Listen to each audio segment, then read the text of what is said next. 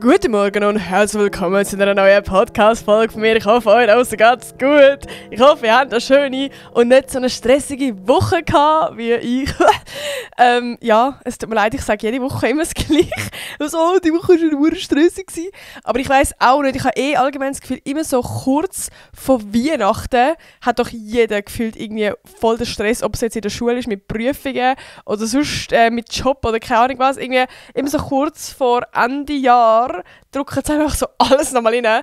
Und ja, eben bei mir ist auch diese Woche wieder sehr, sehr viel gelaufen. Ich habe gedacht, eigentlich passt das noch ganz gut, das Thema Stress. Ja, ich kann ja mal einen Kommentar schreiben von 1 bis 10, wie viel Stress ihr gerade momentan habt. Ich würde sagen, bei mir ist es momentan einfach schon fast 8, 9. Das ist dann gerade richtig schlimm, aber ich habe schon lange nicht mehr so viel Stress in meinem Leben gehabt. Beziehungsweise einfach so viel so Abgabetermine und so viele Sachen, die du wie nicht kannst umgehen. Also ich bin ein Mensch, ich habe eigentlich mega gern so ein bisschen den Stress. Das ist voll crazy gerade so. Aber ich habe es eigentlich mega gern, wenn so ein bisschen was läuft im Leben, wenn viel los ist. So. Also es gibt für mich eigentlich nichts Geileres als so einen vollplanten Sommer. Einfach wenn viel los ist und so, aber wieso so die andere Art von Stress, halt so das Uncoole, so die ganze Deadlines haben oder eben, wenn du Prüfung hast oder so, das mögen wir nicht. Und über das werden wir heute mal so ein bisschen reden. Aber davor gibt es natürlich zum ersten Mal crazy Updates. Also, für die letzte Woche die Podcast-Folge gehört haben, die haben ja meinen ganzen Struggle mitbekommen mit Wohnung und so. Und das ist auch krass. Ich bin jetzt gerade diese Woche sehr oft live gegangen auf TikTok und das bin ich schon lange im Gange. Ich weiss ja gar nicht, mit welcher Zeit ich das gemacht habe. Aber ja, mit Prokrastinieren geht es immer gut. Auf jeden Fall haben mega viele Leute so in den Kommentaren, die haben so geschrieben, hey Nati, und wie ist jetzt mit der Wohnung und so. Und ich habe es so cute gefunden. Ja, dass offenbar so viele Leute sich dafür interessiert haben, was jetzt so ein Update ist. Und darum kann ich euch das nicht vorenthalten, muss ich das einfach mal als erstes mal erzählen. Und ich glaube, für die Leute, die es jetzt nicht mitbekommen, ich mache eine ganz kurze Zusammenfassung. Ich muss, also der Can und ich, mein Freund und ich, wir müssen aus dieser Wohnung ausziehen, weil sie abgerissen wird. Wir müssen spätestens im Januar raus sein. Haben einen hohen Stress gehabt, um wieder eine Wohnung zu finden, weil wir halt in Zürich bleiben. Und eine Wohnung finden in Zürich ist der grösste Pain, den ihr euch vorstellen könnt. Wir haben dann aber endlich eine Wohnung gefunden und wir sind fucking glücklich gewesen, dass wir überhaupt eine Wohnung haben. Aber wir sind halt auch, weil es schon November war, am Ende gewesen, und haben einfach gesagt, wir nehmen das, was wir bekommen. Und haben dann dementsprechend auch nicht mehr so hohe Ansprüche gehabt, wie halt jetzt, wo wir angefangen haben zu suchen, logischerweise. Darum, ja, die Wohnung, die wir jetzt bekommen haben, die ist so ein, ja, wir sind happy, sie ist nice, sie ist easy, aber es ist jetzt halt nicht so genau das, was wir wollen. Und wir haben in der gleichen Woche sind wir auch in der Top 10 Auswahl von einem, was auch mega selten ist, bei einer Wohnung, die unsere absolute Traumwohnung ist. Und das war unser fette Clinch. Wir haben eigentlich endlich mal eine Zusage für eine Wohnung. Und jetzt kommen wir die andere Anfrage über. Aber wir haben jetzt dieser anderen Wohnung halt wie, ja, wir haben wie so 5 Tage gehabt, um so zusagen.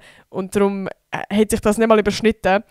Und jetzt war wie so ein bisschen, ja, ein bisschen der Struggle letzte Woche gewesen. Und wir haben uns entscheiden und wir haben ja, wir müssen schauen, was wir jetzt machen. Und darum ein kleines Update. Also, ich habe am nächsten Morgen angerufen bei unserer, wie sagt man, bei der, wo wir die Wohnung bekommen haben. Und habe halt schnell unseren Struggle halt so ein bisschen kurz gesagt, von mäßig, hey, ja, mega, also, ja, so quasi, hey, mega cool, danke, dass wir eine Wohnung bekommen. Nein, also ich habe schon gesagt, hey, wir sind mega dankbar, aber es ist jetzt halt genau so das passiert, was halt mega blöd ist, dass wir nochmal eingeladen worden sind. Und das ist unsere absolute Traumwohnung.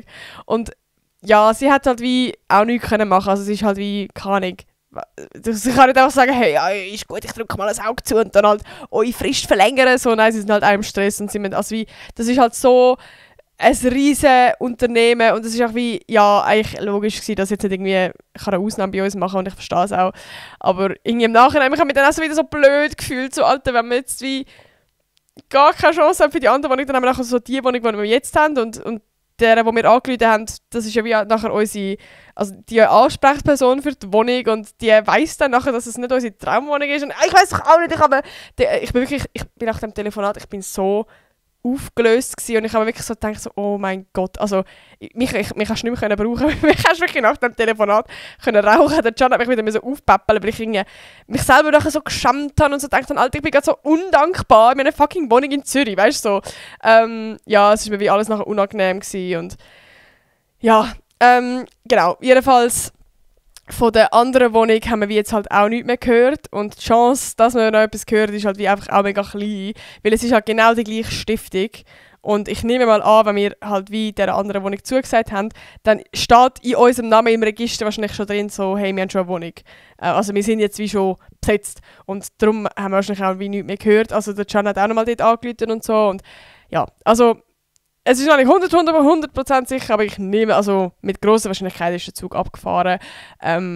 Ja, was natürlich in erster Linie zuerst mal traurig war, weil wir halt wirklich, ja, wir sind schon in dieser Wohnung gestanden und dachten so, oh mein Gott, das ist es. Das war auf unserem fucking Vision Board gewesen. Aber ja, ihr wisst, ich glaube sehr an Schicksal und offenbar hätte es nicht so die Wohnung sein. Und ich muss auch sagen, es gibt, ja, je länger ich darüber nachdenke, desto mehr ja, hat auch die andere Wohnung wirklich ihre Vorteile, die unsere Traumwohnung in dem Sinne nicht gehabt hätte. Also wir haben zum Beispiel einen Parkplatz, was mega cool ist. Ja, dann sind wir sind zuerst schon ein bisschen überlegen gewesen, aber uns vielleicht einfach sogar irgendwas Occasion Auto kaufen, wie cool wäre das, Alter. Ich glaube, dann fühle ich mich offiziell erwachsen. Oder auch mein Schulweg ist viel einfacher und auch also wir wohnen wirklich gerade neben einem Bahnhof. Es ist einfach, ja, es macht alles irgendwie mehr Sinn. Es ist viel geiler eben so von der ÖV-Verbindungen. Und ja, ich glaube, es ist okay. Wir haben auch 2 Balkone, das ist viel cooler. Und eigentlich ist ein richtig grosser Balkon. Voll. Also, it is meant to be, dass wir in dieser Wohnung sind, offenbar. Und ja, eben, ich glaube, je mehr ich darüber nachdenke, desto mehr bin ich auch voll fein damit. Und ja, I guess. Das ist es wohl jetzt, aber das ist so ein bisschen das Update. Also es wird, ja, leider nicht unsere Traumwohnung, aber offenbar soll es nicht sein. Aber eben, danke vielmals für alle cute Nachrichten und so und alle, die so geschrieben haben, ich hoffe, wir bekommen eine neue Wohnung und so. Mega cute. Aber eben, wie gesagt, also wir sind froh, haben wir wirklich überhaupt eine Wohnung gefunden, weil es halt wirklich mega schwer ist, in Zürich eine Wohnung zu finden. Ich glaube, alle, die auch gerade am Suchen sind oder schon mal gesucht haben, die wissen, von was ich rede. Und darum, ich bin gerade einfach wirklich nur mehr als dankbar. Ich meine, stell dir vor, wir hätten jetzt aus dieser Wohnung müssen und wir hätten keine Wohnung gehabt. So, also ich hätte immerhin wieder heimgehen können, auch wenn ich das gar nicht, also ich liebe meine Family, aber nee, also wieder zurückziehen ist einfach fette Pain und kann ich was schon gemacht hätte, Alter. Darum nein, also ich bin wirklich, ich will mir das gar nicht ausmalen, darum ich bin einfach nur froh, haben wir eine Wohnung. Und alles andere ist eigentlich scheißegal, ich sage ehrlich, es ist wirklich scheißegal. Genau. Das zweite grosse Update, Alter, und das gehört wirklich ein Teil zum Stress von dieser Woche dazu. Ich weiss gar nicht, ja, wie fest ich euch damit vollgelabert habe über meine Bachelorarbeit, aber vielleicht habt ihr so ein bisschen gemerkt, dass ich einen fetten Anschiss kann. Also natürlich einfach auch, weil ich gerade so keine Kapazität und Energy habe, jetzt ein riesiges Projekt auf einmal machen. Neben eben all diesen anderen Schulprojekten und Social Media und so, das ist mir gerade einfach alles so too much. Und jetzt noch wie für den ganzen Bachelorarbeit den Kopf hast, so das Ding. Und was ich eben schon auch gemerkt habe, ist, dass ich wie irgendwie nicht so happy bin mit meinem Thema. Also ich habe ja eigentlich das Thema gehabt, so Sexualisierung von Frauen im Internet, und ich kann es ja jetzt eigentlich auch so ein bisschen genauer sagen, also ich sage es jetzt nicht mega lang genau, aber einfach so, weil ich wie nicht gewusst, ob ich es euch sagen will, weil es so ein bisschen hätte ein Video werden, wo, ja, es wäre so ein bisschen darum gegangen, um so, ja, ich weiß gar nicht, wie viele mitbekommen haben, ich habe ja schon mal YouTube-Videos früher dazu gemacht, aber es gibt so Gruppenchats auf Telegram, wo Leute mich und andere Influencerinnen sexualisieren, und ja, ich wollte eigentlich über das ein Video machen. Und ich habe aber wie gemerkt, ich fühle mich wie nicht wohl, irgendwie über das ein Video machen. Nur schon aus dem Grund, weil, also ich weiß nicht, ob man das nachvollziehen kann, aber ja, vor 2-3 Jahren war das ja ein riesiges Thema mit Reddit, falls ihr das mitbekommen habt. Und dort bin ich mega intuit in diesem Thema, dort war mein Feuer mega dafür da, um jetzt etwas dagegen zu machen und das thematisieren und Leute aufklären und ja, einfach so. Und ich merke wie, ich bin gar nicht mehr in diesem Thema intuit. Also logisch, es ist immer noch mega beschissen und alles, also wie immer noch ein Problem in dem Sinn, aber mein Feuer ist jetzt nicht irgendwie mega da, um das jetzt mega anzugehen.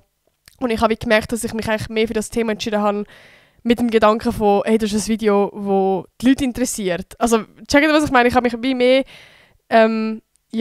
entschieden, was ist spannend für Zuschauer und nicht, was finde ich eigentlich spannend und für was brenne ich eigentlich. Und darum, ja, bin ich irgendwie schon so in dem Clinch von Scheiße, ich bin eigentlich schon mit drin. Also wir haben ja seit der Sommerferien haben wir angefangen zu planen und angefangen meine Ideen finden und so. Ich glaube, die regelmäßig meinen Podcast hören, haben ja mitbekommen, was ich für einen Struggle hatte, wo ich eine Woche dort in diesem Camp war, um mir eine Idee zu finden, dass mir eine Idee in den Sinn kommt. Und habe dann ja wie auf Druck so ein bisschen die Idee gefunden. Und eben, ich habe jetzt in dieser Woche extrem gemerkt, oh shit, Alter, eigentlich, ja, ich hatte diesen Vortrag noch gehabt, und ich habe einfach gemerkt, irgendwie, ich weiß nicht, ich habe dann das Feedback auch noch bekommen, ich habe einfach gemerkt, irgendwie, das Feuer ist nicht da. Ich habe keine Motivation, jetzt ein Video zu planen oder, ja eben, ja, the spark is not here. Und ich habe mir dann selber wie einfach erlaubt, zum mal wieder ein bisschen rauszoomen. Eben, ich habe mich eigentlich auch gar nicht getraut, um so überhaupt in Erwägung zu ziehen, jetzt mein Thema wechseln. Aber ich habe von einer Kollegin, die auch mit mir in die Klasse geht, gehört, dass sie eben auch ihr Thema gewechselt hat und das hat mir irgendwie so einen Kick gegeben. Und sie ist so mega gesagt, hey, mach auch. Und ich so, fair. Ja, und darum habe ich wie erst mich getraut, mal ein bisschen rauszoomen und nicht immer nur bei dem Thema sein und mal mich mehr darauf fokussieren, hey, was interessiert mich eigentlich? Und ja, ich habe ein Thema, wo ich jetzt gar nicht so mega nach außen thematisiert. Also ich glaube, wenn man mich genau verfolgt, dann kommt man das sicher so ein bisschen mit über, aber es ist jetzt nicht so mein Fokus irgendwie auf Social Media oder sonst irgendwo, dass ich mega darüber rede, aber es ist eigentlich ein Thema, das mich selber mega interessiert und wo ich eigentlich mega intuit bin und wo das Feuer auf jeden Fall mega da ist. Und zwar, Trommelwirbel, nein, ist das so ein bisschen das Thema Tierschutz. Also es klingt jetzt gerade mega breit, aber ich bin ja seit Anfang Jahr bin ich vegan. Und ich war ja vorher schon vegetarisch und ich bin immer wieder so ein bisschen into dem Thema und habe mich einfach interessiert für die ganze Industrie, so das Thema Fleisch essen und das Thema die ganze Tierhaltung und Massentierhaltung und wie das ganze Lebensmittel, wo das herkommt und wie das produziert wird, habe ich mich immer mehr so ein bisschen dafür interessiert und ich bin auch aus dem Grund vor allem ja vegan geworden. Und seit ich vegan bin, das Jahr, merke ich, dass es mich wie noch ein bisschen mehr interessiert. Und darum, ich befasse mich actually sehr oft mit dem Thema, aber eben ich würde sagen, ich rede sonst eigentlich nicht so mega oft irgendwie auf Social Media drüber. Ja, voll. Und also ich merke, es ist wie so ein Thema, das mich halt mega interessiert. Und ich merke aber auch, ich habe mich eigentlich auch wie gar nicht getraut, mir Gedanken zu machen, ob ich über das Thema meine Bachelorarbeit machen, weil es einfach so ein schmaler Grad ist, weil es einfach ein Thema ist, wo sich wahrscheinlich viele Leute irgendwie nicht damit befassen oder eben vielleicht auch sich triggert fühlen oder also eben, ich verstehe es auch, es ist ja auch irgendwo ein Thema, wo irgendwie so, ja, ich weiß auch nicht, ja, ich checke, das ist einfach wie, es ist ein bisschen ein heikles Thema, Punkt. Und ich habe wie auch mich selber nicht so vorstellen, dass ich jetzt irgendwie ein Video mache, kann ich, wenn ich einen Schlachthof besuche oder wenn ich irgendeine Massentierhaltung besuche, ich glaube, ich könnte das psychisch nicht. Und darum habe ich auch gar nicht überlegt in diesem Bereich. Und jetzt habe ich aber gleich, einfach mal eben, weil ich es so ein bisschen breiter gemacht habe, mir mal so ein bisschen überlegt, hey, was gibt es denn noch? Vielleicht muss ich gar nicht einen Schlachthof besuchen, sondern vielleicht gibt es ja irgendwie andere Sachen. So, was interessiert mich dann genau an diesem Thema? Und eben dann habe ich so ein bisschen mal einfach angefangen, Begriff recherchieren. So eben vielleicht mal Thema Tierschutz eingeben oder weiss ich nicht. Und ich bin dann auf einen Hof gekommen, also es war auf so einer Webseite von so einem Lebenshof oder man sagt auch Gnadenhof, falls ihr das nicht sagt. Das ist ein Hof, der Tiere aufnimmt, die eigentlich entweder geschlachtet worden wären oder sie sind in einer schlechten Haltung von Menschen oder sie sind irgendwie vernachlässigt worden. Also es ist eigentlich wie der Sinn von dem Hof ist, dass man diesen Tieren ein zweites Leben schenkt. Und ich habe dann gerade auf dieser Webseite gesehen, dass es am Samstag, wo jetzt dann kommt, also das war jetzt schon, dass sie so eine Hoftour machen und das machen so alle 1-2 Monate. Und ich habe mir so gedacht, ist das wieder Schicksal? Nein, so, einfach so mega Zufall. Es war so wirklich so 2 Tage vorher gewesen. Und ich habe dann am Can geschrieben und ich so, hey, wollen wir dort hingehen, einfach mal schauen. Vielleicht inspiriert mich das ja und so. Und ja, dann habe ich mich angemeldet. Jetzt sind wir am Samstag dort gewesen. Ich habe ja dann ich habe so 1-2 Stories so darüber gemacht, falls ihr es gesehen habt.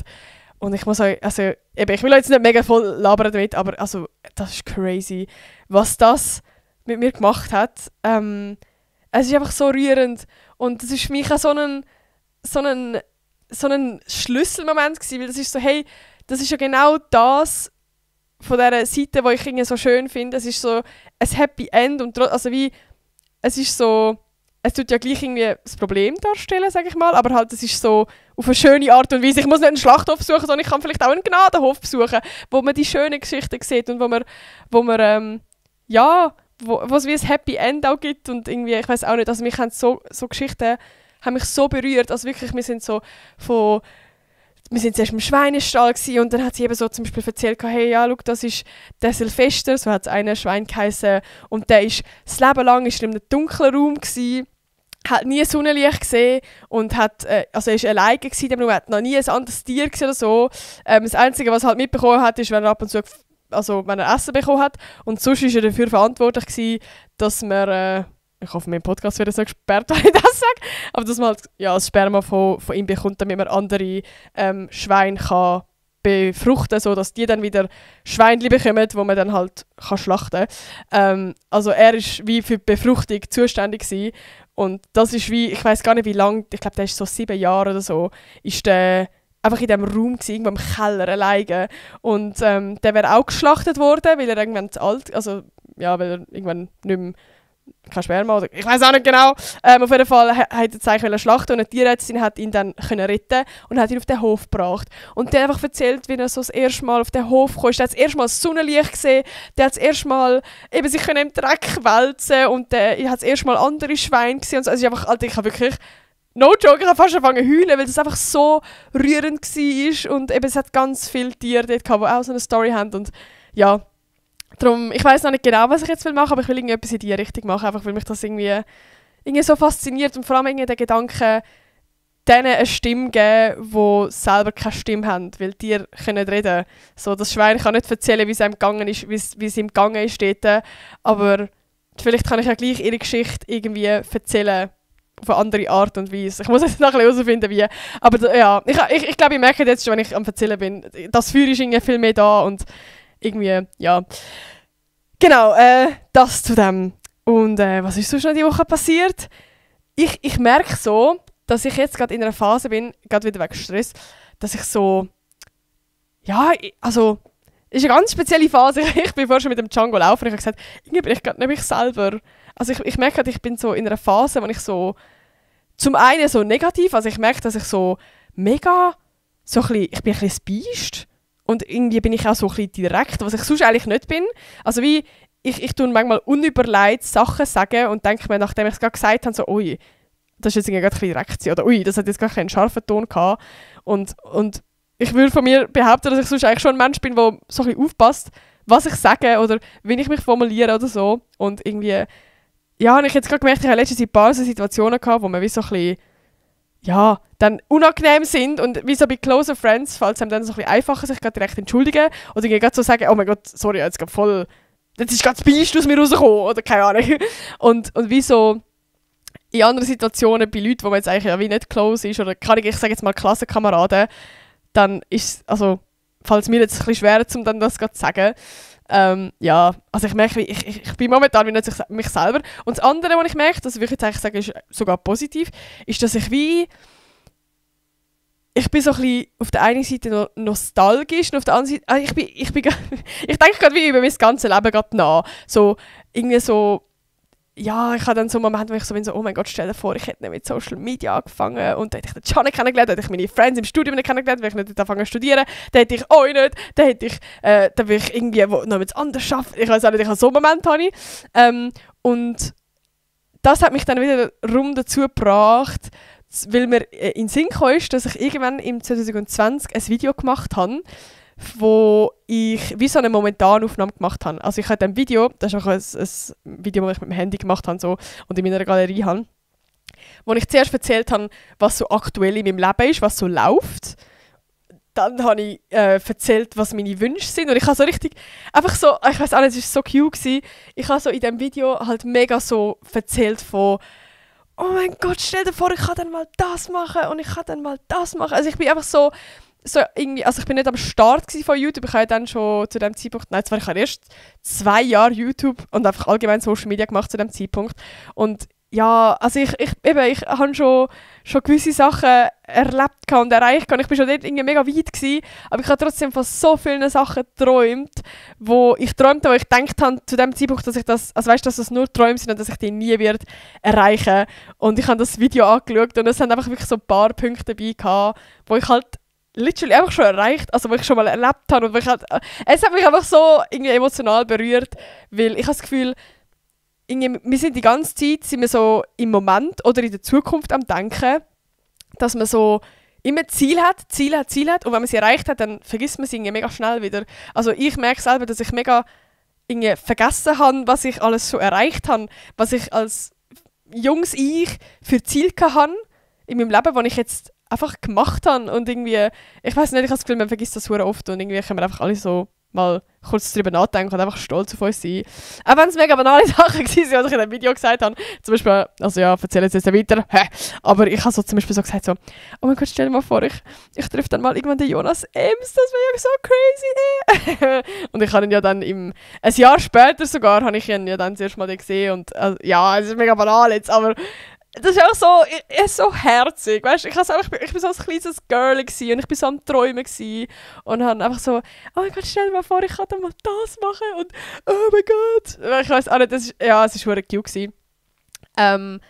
Und ich hatte dann wie irgendwie so gerade den Moment von, ja, fair eigentlich, man muss auch sich wieder mal ein bisschen mehr Gedanken, was will man auch eigentlich im Leben, weil ich habe das Gefühl, wenn wir uns Gedanken machen über unsere Ziele für die Zukunft, dann sind es doch vor allem so berufliche Sachen, also so, dass, ja, ich möchte meine Matur schaffen und dann möchte ich dort studieren und dann möchte ich eine Familie gründen, aber Leute, was sind eure so kleine Ziele im Leben? Weißt du, und das sind vielleicht einfach so Wünsche, wo ihr in dem Moment denkt, die sind voll surreal, so, keine Ahnung, und ich habe jetzt wie auch einfach ein Video gemacht, wo ich von meinen Wünschen erzähle. Ich kann jetzt gerade gar nicht mehr sagen, was ich in diesem Video gesagt habe. Ich war gerade so in dieser Euphorie gewesen. Eben so, ich möchte mal fließend Französisch reden und ich möchte mal mit dem Can irgendwie so einen Monat in Amerika wohnen und einfach so Sachen habe ich dann gesagt. Und ich glaube, das ist ein geiles Video, wo ich dann, wenn ich das in ein paar Jahren sehe, ja, dass es einfach auch wieder so ein geiler Moment ist. Darum, das ist mein Appell an euch. Macht unbedingt so ein Video. Und wenn ihr es nur schon in einem Jahr seht, das ist so etwas Herziges. Und das freut mich irgendwie so. Und am Schluss des Videos habe ich mir noch so eine Nachricht an meine Zukunft geben. So, ja, einfach auch so ein Bullshit halt. So, hey, ja, du schaffst das, du machst das gerade toll. Keine Ahnung. Ja. Aber wir kommen auch schon zum Kommentar der Woche. Und das ist auch der Grund, warum ich mich für das Thema entschieden habe. Und zwar von, ich weiß nicht, ob sie oder er, aber von MMAJ. Ich weiß nicht mal, wer das ausspricht. MMAJ. Yeah. Swag. Danke für den Kommentar. Du hast geschrieben, hoi Nati, ich hatte in der letzten Woche auch mega viel Stress gehabt, weil ich sehr viel lernen musste. Ich hoffe, dass es mit eurer Traumwohnung geklappt hat. Ich liebe deinen Podcast, du bist toll. Erst einmal danke vielmals, das ist mega cute. Und also eben, du hast jetzt nicht mal gefragt, ob du eine Podcast-Folge über das Thema haben. Aber egal, man muss mich auch nicht fragen. Ich bin da für euch, ich löse euer Problem. Und darum heisst mein Podcast ja auch, wir lösen meine und euer Problem. Darum, wenn ihr Probleme im Leben habt, dann schreibt es jetzt in die Kommentare und vielleicht gibt es mal eine Podcast-Folge drüber. Nein, also ja eben, mein Problem ist halt literally auch gerade Stress. Und ich glaube eben, wie schon am Anfang von der Podcast-Folge gesagt, ich glaube, ganz viele Leute von euch gerade jetzt haben auch sehr viel Stress. Und darum habe ich gedacht, es gibt eine Podcast-Folge über das. Ja, und ich würde sagen, ich fange mal einfach kurz an. Also, nein, wie soll ich anfangen? Es gibt so verschiedene Arten von Stress, ja. Und also es gibt so den Stress von, oh mein Gott, eben, es ist gerade hure viel los und es ist geil. Es gibt den Stress von, dass man gerade irgendwie im Moment so voll gestresst ist und das Herz rast schnell. Aber ich rede jetzt vor allem von dem Stress, also dem Moment, wo man so hure viel zu tun hat. und man hat einfach das Gefühl, das Dach geht über den Kopf. Also es ist einfach so, keine Ahnung, es ist so, du hast wie so nicht mehr alles unter Kontrolle, es fühlt sich an wie ein riesiger Berg, den du nicht schaffst.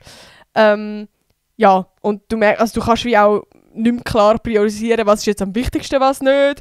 Und es wirkt eben alles so gleichgewichtig, so die kleinsten Sachen fühlen sich auf einmal so riesig an und man hat das Gefühl, man schafft es nicht mehr. Und dann kriegt das Dach über den Kopf.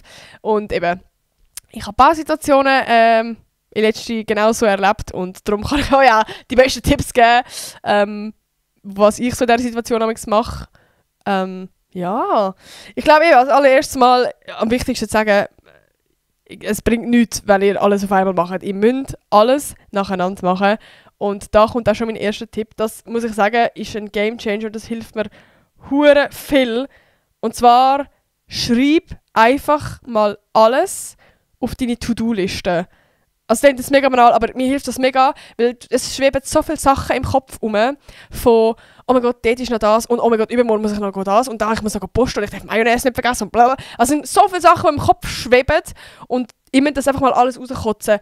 Tönt alles mal auf ein Blatt, tönt jedes kleinste Detail. «Hey, ich muss noch den Brief öffnen», «Hey, ich muss noch duschen gehen». Schreibt alles einfach mal auf die To-Do-Liste, scheißegal wie lang die ist, egal. Und dann holt ihr euch 3 verschiedene Leuchtstifte. Ihr könnt auch einfach, wenn ihr keinen Leuchtstift habt, Symbol nebendran machen. Aber auf jeden Fall, am besten ist eigentlich, gibt es rote Leuchtstift? Ja, sonst machen wir einen pinkigen Leuchtstift, einen orangigen und einen gelben. Und mit dem pinkigen Leuchtstift dann die Sachen anstreichen, die wirklich am dringendsten sind. Die sind am wichtigsten. Die müssen wir eigentlich heute unbedingt dringend erledigen. Und am besten als allererstes. Dann orange ist am zweitwichtigsten und gelb ist am drittwichtigsten. Ja, und ich mache es eigentlich meistens genau so. Und dann hast du einfach schon mal eine klare Struktur. Was ist am wichtigsten, was nicht? Weil eben dein Kopf setzt momentan alles gleich. Und ich glaube, wenn du schon so das mal siehst, dann stechen ja die pinkigen Sachen wie gerade raus. Und dann merkst du, okay, die Liste ist echt doch gar nicht so lang. Ich kann den Brief auch noch in einer Woche öffnen, sozusagen. Ja, das ist so ein bisschen das. Vielleicht kann ich auch noch ganz kurz sagen, also wie ja, ich glaube, der grösste Scheiß am Stress ist, dass das ja alles so ein bisschen das vom Biologischen herkommt. Eben so, der Stress kommt ja ursprünglich von, kann ich, wenn uns ein Löwe angreifen, dass wir dann checken, hey, Adrenalin schiesst uns in den Körper und wir müssen flüchten. Und das ist halt wie von damals und wir haben das halt immer noch in uns und das ist eigentlich auch gut in dem Sinn, weil es ein Schutzmechanismus ist, nur ist halt ein Scheiß in so Situationen, weil wir halt literally nicht flüchten können, weil unser Körper halt nicht checkt, so, yo, wir haben Deadlines, wir können nicht flüchten. Es ist halt einfach so, wir müssen es irgendwie überleben. Und ich glaube, darum ja, gebe ich euch jetzt mal die Tipps, wie wir überleben können, weil wir nicht wegrennen können. Geil, oder? Ja, also, vielleicht auch noch kurz zu wissen, der grösste Stressmanöver, den ich haben kann, ist Ablenkung. Also das muss ich sagen, ich habe das in der Schule, haben wir mal eine Woche lang, vielleicht mögt ihr erinnern, ich habe mal eine Podcast-Folge darüber gemacht, das Thema so Mental Health gehabt und so, und dort ist auch das Thema Stress vorgekommen. Und wir haben aber mehr so das Thema Stress so ein bisschen, ja, psychologisch angeschaut, also schon auch Tipps und so, aber mehr so, wie das Ganze funktioniert und so. Also falls euch das interessiert, habe ich eine Podcast-Folge dazu gemacht. Oh Gott, ich weiß jetzt schon gar nicht, wie sie heisst. Irgendetwas mit Zukunft. Ja, also ist schon länger her. Die habe ich irgendwann im Februar gemacht oder so. Also geh mal die Folge anschauen. Die ist mega spannend. Das ist eben, habe ich viel, was ich gelernt habe von dieser Woche, habe ich erzählt. Jedenfalls habe ich dort auch gelernt, dass der grösste Stressmanöver Ablenkung ist. Und seit ich das weiss, ist mir das auch immer mehr aufgefallen. Also zum Beispiel, wenn ich in der Schule bin oder irgendwie in der Bibliothek und ich bin mega konzentriert etwas am Arbeiten und ich bin zum Beispiel mit meiner Kollegin dort und sie unterbricht mich amix, weil sie irgendwie etwas Lustiges will erzählen oder so, das stresst mich mega. Oder das ja, auch wenn ich in dem Moment gleich irgendwie, weißt du, es ist so easy in dem Moment reden kurz und kurz wieder abbrechen, aber für den Körper ist es einfach ein Ultrastress. Also es ist wie am einfachsten, wenn du etwas durchziehen kannst, keine irgendwelche Einflüsse von außen hast, die dich ablenken können, sondern erst, wenn du selber sagst, hey, ich mache jetzt eine Pause oder irgendwie so. Ja, darum ganz wichtig, wenn ihr irgendwie jetzt anfangt zu lernen oder wenn ihr irgendwie anhocken und produktiv sein, schaut, dass ihr nicht abgelenkt werdet. Dann am besten euer Handy, ja, ich weiss, es sagt eigentlich jeder voll Mainstream-Aussage, aber dann euer Handy, wenn es möglich ist, auf Stumm schalten. Zumindest gerade so Social-Media-Sachen. Also das macht so viel. Und ich könnte auch easy kommunizieren, wenn ich mit jemandem unterwegs bin. So, hey, ich muss jetzt schnell 50 Minuten durcharbeiten. Wenn du eine wichtige Frage hast, dann kannst du mich unterbrechen. Und sonst können wir das nachher sehr gerne besprechen oder so, keine Ahnung. Weil, finde ich auch voll valid so. Ist auch gar nicht irgendwie böse gemeint. Genau. Was auch ein wichtiger Punkt ist, eigentlich logisch, aber muss man euch vielleicht mal schnell sagen, ihr dürft auch Nein sagen zu Sachen. Also klar, eben, es gibt Sachen, die ihr mitmachen müsst. Das sind die orangen, die pinken Sachen. So, das sind eure Deadlines, das müsst ihr machen. Das ist eben vielleicht dann genau die Prüfung. Das könnt ihr wie nicht verschieben. Das ist wichtig. Wenn jetzt aber irgendeine Olle um die Ecke kommt und sagt, hey, ich habe dann am Abend ein mega cooles Projekt und ich brauche deine Hilfe, hast echt schnell Zeit, ist es auch okay, mal Nein zu sagen. Und das ist eigentlich auch wichtig, weil sonst explodiert euer Kopf. Und ich kenne das, ich bin auch so ein Mensch, ich will am liebsten überall Ja sagen. Gerade wenn es vielleicht auch coole Sachen sind. Aber ich bin immer, es ist immer, also ja, es ist meistens dann, in dem Moment bist du immer so, fuck, Alter, jetzt bin ich so gestresst und dann bist du so am letzten Moment dich nach dem Ready machen und nachher gehst und du kannst es gar nicht wirklich geniessen und alles. Ja, das ist halt wie auch kacke. Darum, ja, und auch sonst eben, wenn es wie andere Sachen sind, die ihr könnt absagen oder die ihr könnt verschieben könnt, dann schaut, dass ihr das könnt machen, dass ihr wirklich möglichst wenig auf eurer To-Do-Liste steht. Genau. Oh, das ist jetzt einer meiner Favorite-Tipps und das ist wirklich etwas, das habe ich schon letzte Woche erzählt, das ist etwas, was ich momentan sehr, sehr gern und sehr oft mache und das bringt mich auch fast ein bisschen dazu, dass es mir dann echt Spass macht, zum produktiv zu sein. Das ist wirklich so mein einziger Halt momentan. Und zwar ist das mir ein cozy Workspace machen. Also wenn ich ein Zuhause mache, dann ist es eigentlich meistens wirklich das Ding von hey, ich zünde mir eine Kerze an, ich mache mir einen Tee, ich tue meinen Fernseher anstellen und laufe ein Feuervideo von YouTube ab. Also das ist ein Gamechanger, ohne Witz. Das macht so ein cozy Vibe, das ist krass. Also wirklich, das Feuervideo ist mein grösster, bester Tipp. Dann holt ihr euch Decke und dann Kuschelsocken, dann könnt ihr irgendwie eine Playlist laufen lassen von so Coffee Music. Also wirklich, macht euch einen geilen, cute Workspace. Und sonst, falls ihr irgendwie könnt, selbstständig auswärts arbeiten, dann geht in ein cutes Kaffee, bestellt euch irgendwie einen geilen Kaffee und holt euch ein warmes Gipfeli und macht euch einen cozy Vibe und ja, dann arbeitet durch. Also das ist wirklich auch etwas, was mir mega hilft, auswärts zu arbeiten und dann auch können, also gerade wenn ihr im Studium sind, dann ist es auch viel einfacher, so können das Feierabends-Ding machen, weil ihr geht dann heim, das Kaffee macht irgendwann zu und wenn ihr daheim sind, dann sagen ihr, hey, ich habe jetzt Feierabend. Genau, das ist einmal wieder mal sehr geil.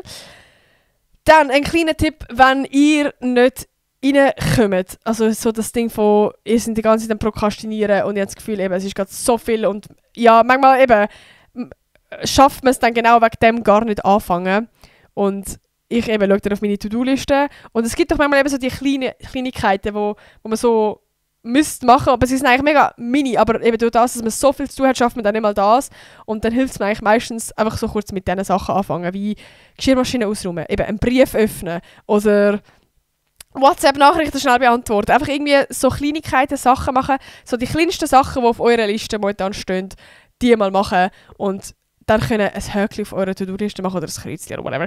Und das, also ich schwöre, das macht so viel. Das gibt so das Belohnungssystem, das aktiviert wird und dann gibt es wie automatisch mehr Lust und dann können wir das so machen. Also nur mal können aufstehen und vom Handy wegkommen und von Social Media wegkommen und anfangen ins Machen kommen, das hilft schon mega viel. Ja, genau. Ja, was ich auch noch habe, ich weiss nicht, ich kenne das von mir mega oft, dass es wie so zum Beispiel, wenn ich jetzt weiss, ich muss für eine Prüfung lernen oder ich habe die und die Aufgabe, die ich eigentlich noch von der Schule machen müsste, dann kann es mega gut sein, dass wenn ich wie noch nicht 100% Bescheid weiss oder irgendwelche Fragen im Kopf habe oder Sachen unklärt sind, dass mich das hure stresst und dass mich das hure davon abhalten zu anfangen, weil es auch mit der Angst so ein bisschen verbunden ist. Und das ist voll dumm. Und darum ist es mega wichtig, dass man so die Fragen, die noch unklar sind, dass man die einfach klärt. Dass man sich zur Aufgabe setzt, hey, ich tue jetzt einfach mal diese Fragen schnell klären, hey, wie ist das genau? Oder wo findet man die Lernziele? Oder ja, einfach so ein bisschen, ich weiss nicht, vielleicht kennt ihr das, einfach so die kleinen Sachen, die wie noch unklar sind und die dann dazu führen, dass man nicht anfängt. Klärt die kleinen Fragen, getraut euch, eure Mitschüler oder Mitstudenten zu fragen. Einfach mal fragen, nachhaken. Oder eben, vielleicht könnt ihr auch selber irgendwo nachschauen. Und es ist eigentlich, ich habe immer das Gefühl, das ist so ein grosser Aufwand. Aber ich schwöre, das lindert so viel Stress, Klarheit. Also ohne Witz. Und das ist auch, finde ich auch nochmal gerade wichtig zu sagen, das merke ich auch, wenn ich so überall Klarheit habe und so eine Übersicht, das macht schon mal so viel weniger Stress. Also auch gerade wenn ihr so in Gruppenprojekten etwas mitmacht, das merke ich jetzt gerade mega, ist so klare Kommunikation so wichtig. Also es macht schon so viel weniger Stress. Und eben zum Beispiel, dass ich meinem Lehrer mal gesagt habe, also habe ich das jetzt erzählt, ich habe jetzt ein Gespräch mit meinem Lehrer und er hat es approved, er hat es gut gefunden.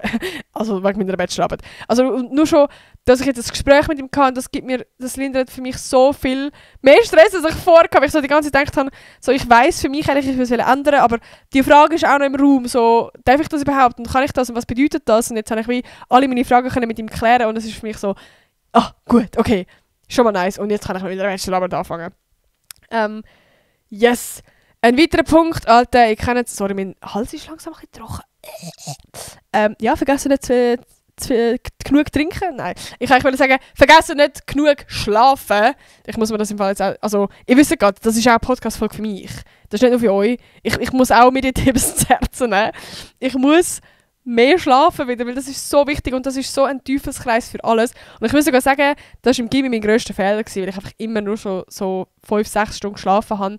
Und hätte ich mehr geschlafen, hätte ich mich mehr konzentrieren in der Schule, hätte ich weniger müssen, lernen für Prüfungen, weil ich ja mehr aufpassen in der Schule, hätte ich weniger müssen lernen, hätte ich mehr Zeit gehabt und hätte mehr Schlaf gehabt und das ist dann wieder der ganze Teufelskreis.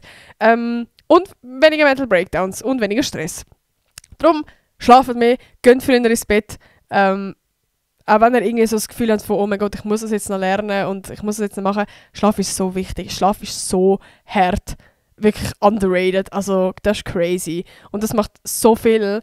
Heisst es nicht irgendwie, ich weiss, das ist jetzt ein Wild Fact, ich weiss gar nicht, ob das stimmt, aber ich habe es irgendwo gehört, dass wenn du eine Nacht zu wenig geschlafen hast, dass dein Körper dann eigentlich innerhalb von 4 Tagen oder so sich regenerieren, dass er wieder genug Schlaf hat, dass er wieder in den Zyklus kommt. Also du merkst irgendwie in den nächsten 4 Tagen noch, wenn du zu wenig Schlaf hast. Und wenn du halt jeden Tag zu wenig Schlaf hast, Kollege, ich weiss nicht, wie du überlebst. Ich weiss nicht, wie ich überlebe, aber darum Appell an mich und vielleicht auch an dich, genug schlafen und am besten genug freies Bett, damit ihr 8 Stunden Schlaf habt. Wichtig und richtig. Genau. Und das ist so ein Fakt, wo man auch so denkt, ja mal, der muss eigentlich auch noch rein. Weil das ist aber, also es ist so, das ist wieder so ein Brainfuck, aber das hilft mir wirklich, wenn ich schnell darüber nachdenke und irgendwie, also weißt du, so schnell rational denke, was muss ich alles machen, wo bin ich gerade, was ist gerade die aktuelle Situation und mir dann einfach schnell sage, Bro, es ist nicht so deep. Es ist nicht so deep. Also es ist wie, ich muss mir wie selber sagen, also ich muss mich wieder so ein bisschen selber manipulieren und sagen, das, was ich machen muss, ist alles eigentlich gar nicht so viel. Bro, ja okay, ich muss eine Bachelorarbeit machen, aber schlussendlich, ich muss einfach ein Video machen. Ich kann einfach ein Video machen, muss vorher überlegen, wie das Video aussieht, muss filmen und nachher schneiden. Easy one, easy, Alter. Und dann muss ich noch schnell mir ein Thema aussuchen, über was ich schreiben will und dann schreibe ich da einfach noch drüber, so zack, am Abend, let's go. Also ich muss es in meinem Kopf wie so einfach behalten. Und es ist eben nicht so deep. Es ist schlussendlich auch einfach ein Video. Klar, es ist meine Bachelorarbeit, aber ich bestehe sie Alter. Es ist nicht so deep. Also checken, was ich meine. Und jetzt auch das Klassenprojekt, das wir gerade haben. Es ist nicht so deep, es ist einfach ein Klassenprojekt. Und ich bin einfach ein Teil davon. Und ja, und irgendwann in einem Jahr nur schon schauen wir zurück auf die Situation, wo wir jetzt gerade sind und denken so, what the fuck, chill mal. Wir haben es ja irgendwie geschafft. Wir haben es irgendwie überlebt. So. Es ist alles nicht so deep. Manipuliert aber so ein bisschen selber, dass es gar nicht so viel ist, was ich eigentlich mitmache. Und dass ihr das easy schafft. So, Alter, schau mal, was ich alles schon gemacht habe im Leben. So, ich habe zum Beispiel meine Matur irgendwie überlebt. Ich weiß nicht, wie ich das gemacht habe, aber ich habe es irgendwie geschafft. Darum, ich werde das alles andere auch schaffen, was jetzt kommt. Und ihr auch. Darum, ja, es ist nicht so deep. Dann habe ich noch, wenn ihr langfristig so ein bisschen denkt, das mache ich, actually, da bin ich stolz auf mich, ich habe, als Nina auf Hongkong gegangen ist, habe ich ihr einen Kalender selber auf Ifolor gemacht und ich habe mir den selber auch noch mal bestellt und ich habe angefangen, jeden Monat, also immer Anfang vom Monat, habe ich so eine Übersicht vom Monat habe ich halt so aufgeschrieben, eben so von Hand, also so analog, weil ich habe sonst eigentlich meinen ganzen Kalender immer auf dem Handy und ich weiß auch nicht, das macht irgendwie so ein bisschen Spass und dann hast du gleichzeitig auch schon einfach so ein bisschen eine Übersicht, was vom Monat alles auf einem zukommt, wann welche Abgaben sind, was dann wichtig ist und dann kann man sich auch schon ein bisschen anfangen, Sachen einplanen, die man sonst nicht macht, also dass ich mir mal sage, hey, an diesem Sonntag, den behalte ich frei, dort plane ich nichts. Oder eben vielleicht manchmal ist es auch nice, so ein bisschen Pufferzeiten planen, dass man wie so wirklich aktiv dort anschreibt, hier nichts planen, einfach falls ich irgendwie dann Stress habe und dann kann ich das machen, wo ich ja halt dann im Stress muss machen und dann habe ich aber Zeit dafür und habe nicht noch irgendwelche andere Sachen geplant und ja, also das hilft mir mega. Einfach jeden Schissel dort reinschreiben und eben auch so ein bisschen Sachen schon planen.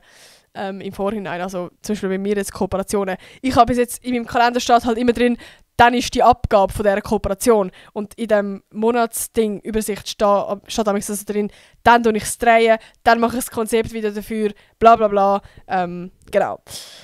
Yes, und was mir auch hilft, ist so 3 kleine Ziele pro Tag machen und also wie eben so bei der To-Do-Liste hilft es vor allem mal alles mal aufschreiben, aber vielleicht kann man eben auch so ein bisschen das zusammenfassen, also wie am Abend vorher überlegen, was sind meine 3 Ziele vom Tag. So 3 Sachen, die ich muss erledigen muss, die irgendwie machbar ist. Und ich glaube eben, das ist so das Psychologische, wenn die Liste nicht so lang ist, hat man wieder das Gefühl, hey, das ist easy, Alter, 3 Sachen, chill mal, ist machbar. Ja, Alter, ich merke, meine Stimme verabschiedet sich schon langsam. Und ich muss jetzt für meine Bachelorarbeit schreiben. Yay! Ja, aber was ich euch noch sagen wollte, Alter, ist eigentlich auch irgendwo obvious, aber das muss ich auch mir wieder sagen, so Bro, dein Wert hängt nicht von deiner Produktivität ab. Also ich merke irgendwie so, wenn ich mir mal so chillen gönne oder wenn ich mal prokrastiniere und einfach, also prokrastinieren heisst ja, dass du etwas machen willst, aber du machst es genau nicht und bist eigentlich dann nur am Chillen, dass es auch manchmal okay ist. Also wir sind auch nur Menschen, wir sind keine Roboter und eben unser Wert hängt nicht von dem ab. Also ja, ich bin dann auch so mega hässig auf mich, wenn ich irgendwie am Samstag eigentlich vom Wochenende mega viel muss erledigen und dann den ganzen Samstag einfach nur chillen und am Abend bin ich so, Alter, fuck, ich hätte auch das können machen und das, nicht, ich den Stress nicht gehabt und bla bla. Und auf der anderen Seite eben, ja, wir sind auch nur Menschen und es ist voll okay. Ja, und wir sind trotzdem coole Socken. Yeah, Swag, genau. Falls ihr noch irgendwelche Tipps habt, wie geht ihr mit Stress um? Oder vielleicht, dass ihr mich einfach auch sonst wundert, was stresst euch gerade momentan am meisten? So aktuell, ich will euch kurze Momentanaufnahme. So eben, bei mir ist gerade die Bachelorarbeit und das Klassenprojekt, das mich jetzt gerade am meisten stresst.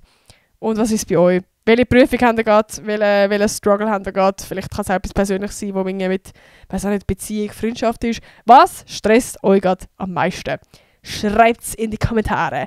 Und sonst kann ich nur noch sagen, vergessen nicht mehr zu folgen auf Spotify, das würde mich sehr freuen.